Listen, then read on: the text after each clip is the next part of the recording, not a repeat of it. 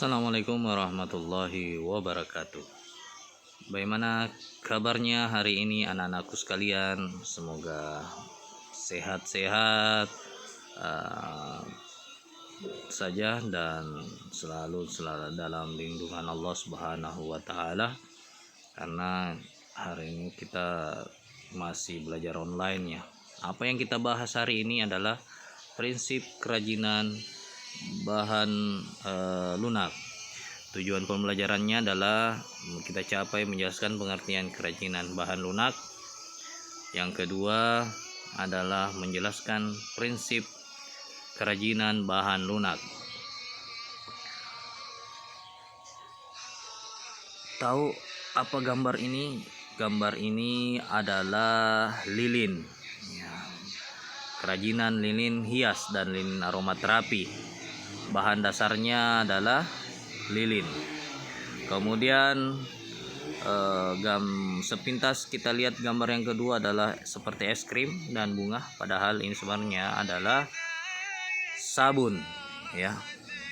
Sabun, kerajinan dari sabun, tentunya bahan dasarnya adalah sabun.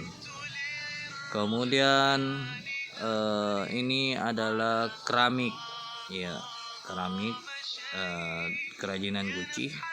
Bahan dasarnya dari tanah liat. Lilin, sabun, dan tanah liat dapat dibuat sebuah kerajinan yang indah karena bahan-bahannya tersebut memiliki sifatnya lunak sehingga mudah dibentuk. Kemudian kerajinan bahan lunak. Kerajinan dari bahan lunak merupakan produk kerajinan yang menggunakan bahan dasar yang bersifat lunak, yaitu lentur, lembut, empuk, dan mudah dibentuk. Contohnya adalah sabun. Sabun. Yang kedua adalah lilin. Ini adalah contoh bersifat lunak dan mudah dibentuk. Yang ketiga adalah plastisin. Ini banyak didapatkan di toko fotokopi ya, dan harganya juga terjangkau. Kemudian ini sepintas seperti kue ya, kue agar-agar, namun atau kue coklat, namun ini adalah tanah liat. Kemudian adalah power clay dari terigu. Kemudian gambar terakhir adalah kulit dari binatang. Kemudian prinsip kerajinan bahan lunak. Prinsip pembuatan kerajinan bahan lunak alam dan buatan memiliki kecenderungan, yaitu sengaja dibuat orang secara khusus dan sangat mempertimbangkan aspek pemaduannya. Pemaduan yang dimaksud adalah penggunaan bahan lain dengan warna dan bentuk yang berbeda, tetapi padu dengan bahan dasarnya. Pemaduan juga dapat dilakukan dengan bahan serupa, tetapi dibuat dengan karakteristik yang berbeda. Prinsip kerajinan bahan lunak adalah memperhatikan wilayah kerjanya. Yang pertama, keterampilan tangan, keterampilan teknik, kedaerahan tradisional. Kemudian secara umum jenis karya bahan lunak ini dapat dipilah menurut manfaatnya sebagai berikut. Kelengkapan busana. Contoh produk-produk aksesoris seperti gelang, kalung, bros, dan cincin. Ini adalah contoh gambar ya dari kerajinan. Kelengkapan suatu benda. Contohnya adalah kotak tisu. Ini gambarnya ini. Kerajinan. Kemudian kelengkapan rumah bangunan untuk mempercantik. Ini dibuat dari air untuk mengeluarkan air dari mulut kodok itu.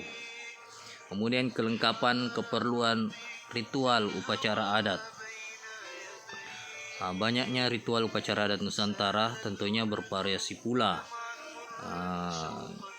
Contohnya yang biasa digunakan adalah lilin untuk upacara adat. Ini dia gambarnya.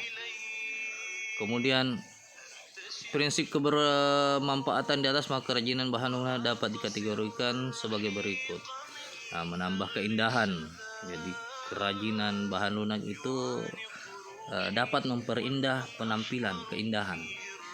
Kemudian memberikan penekanan atau kekhasan pada suatu benda. Jadi terlihat cantik kalau tambah dikasihkan kerajinan bahan lunak. Kemudian menjadi persyaratan pemakaian, merupakan pertanda atau simbol. Kemudian dibuat khusus sesuai dengan aslinya, duplikasi. Kayak tadi itu kodok, tisu, kotak tisu. Kerajinan bahan lunak dibuat secara khusus menyerupai bentuk aslinya. Mencerminkan ekspresi keberagaman budaya Nusantara. Penutup, demikian materi kita pada hari ini. Jangan lupa dicatat di buku tulisnya masing-masing. Bapak akhiri dengan ucapan Assalamualaikum warahmatullahi wabarakatuh.